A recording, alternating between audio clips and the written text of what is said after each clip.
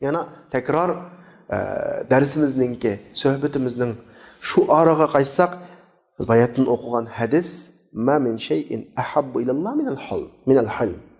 Allah subhanahu wa ta'alaga mulayimlikten mı, salmaklıktan mı sümlik şu. Allah subhanahu wa ta'alaga biz yüzlünümüz deydikkemiz Allah halim. Biz mi halimlik bilen yüzlünüşümüz gerek. Allah halim ya. Biz de mi aşı süpette bilişik gerek. Halimlikning bir ifadesi qarindoshlar, inson ba'zi vaqtlarda boshqalar tarafidan yo'lsizlikka uchraydi. Ya'ni ig'vogarchilikka uchraydi yani. Ig'vogarchilik deganimizda biz qanaqadir uning bir g'ayvat qismi yoki boshqalarning keyingi gapi u bir kichik doira. Uningdan bu cho'ng insonga yo'lsizlik qiladigan har xil ishlarga uchraydi inson. Achchiqlanadi. Ba'zi patlab ketadigan vaqtlar bo'ladi hamdi. Chunki boshqalarning qilgan bu ig'vogarchiligi, bu yo'lsizligi buning mashta qilishiga majburlaydi. Dal halim insonda, muloyim, salmoq insonda mashta vaqtda ko'riladigan ifoda nima desa, dal ochiqlangan, boshqalar yo'lsizlik qilayotgan vaqtda qaror chiqarmaslik deb ifodalanadi. Halim inson qarorni kechiktiradi.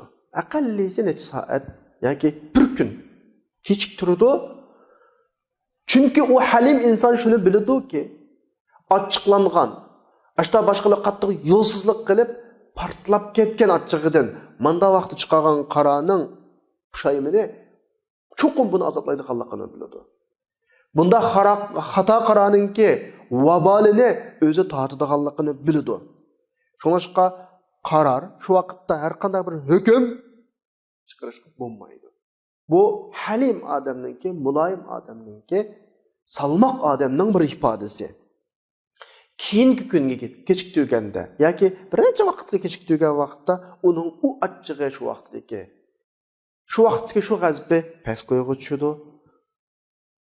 Nervisi joyida ishlaydi, nurg'un masalalarni asliga qaytara oladi, balkim hal qilinishi mumkin masalalar.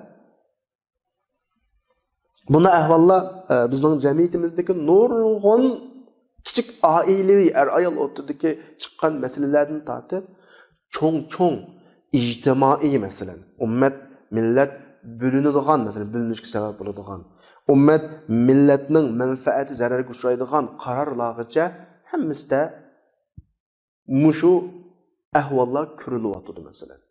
Chiqayotgan kichik oilaviy masalalardan tortib, cho'ngish bayatni deganimdek ijtimoiy masalalargacha hammasining asosiy sababi, asosiy manbasi dal oldirab qaror chiqarish.